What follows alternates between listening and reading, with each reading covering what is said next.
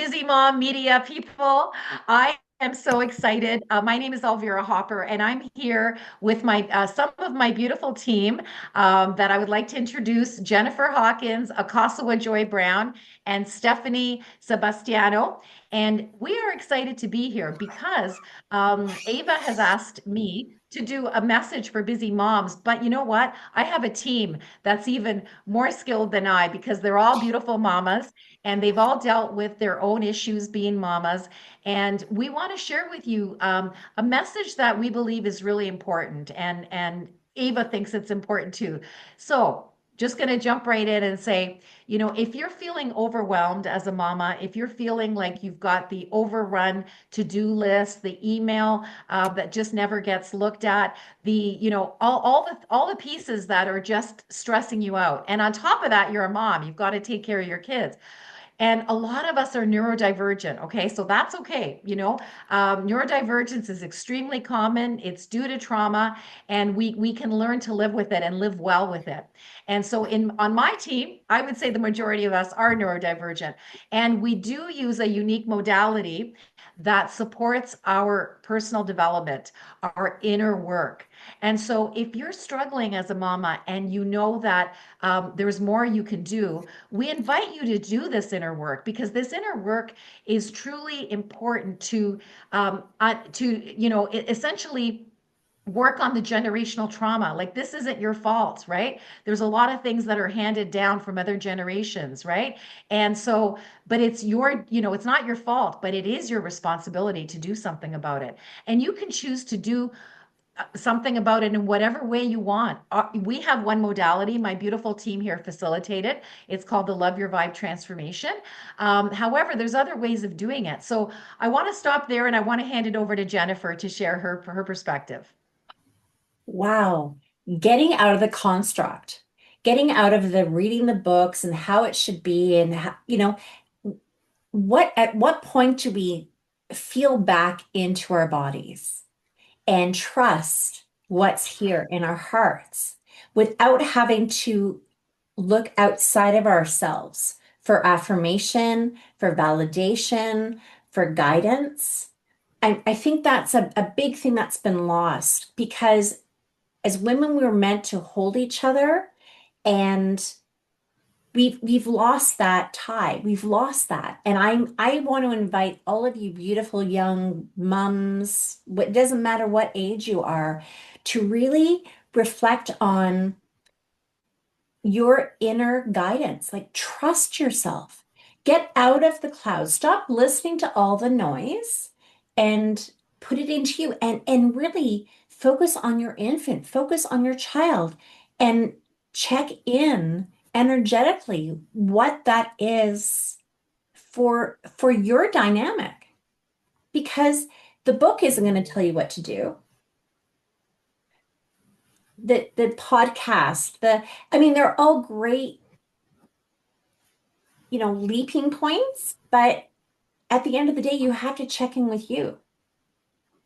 And when we get stuck in this idea that I'm doing something wrong, then we feel like we failed. And that's where that depression and that weight of not being enough and not being lovable and not being good comes from. So I just invite to honor what's happening in your body and listen to it because it's giving you the message that you need. And Beautiful. I invite the Kuswa, please. All right. Well, I am a single mom. I am a single mom of four. My youngest, though, is now 20. I can't believe how quickly time passes. And I know that in so much of the time when they were young, that I really felt I was kind of in survival mode, like everything was very overwhelming. And we had this nighttime routine, which was hugs and kisses and pats and rubs. And Oh, so the idea was that I'd do 10 of each of them. And I remember feeling too busy and irritated to give my little ones hugs and kisses and pats and rubs. Because, of course, they would stretch it out and they wanted more than 10. Or, no, mom, you only did 6. and stuff like that. And wow, well, and now that my kids aren't all together with me, I would do anything to give them hugs and kisses and pats and rubs. And so as Jennifer and Elvira were saying before, just that energetic check-in with yourself to remind yourself that, uh, this connection, that nighttime thing when you're kissing them tonight, kissing them to bed at night, to somehow I don't know how it would be done because hey, I was overwhelmed too. But just remember me and maybe kiss yours for me, mine, hugs and kisses and pats and rugs. Oh, Give them 10 tonight. thank you, Yes. Apostle. That's so beautiful. And Stephanie, would you like to share your perspective? Yes, sure.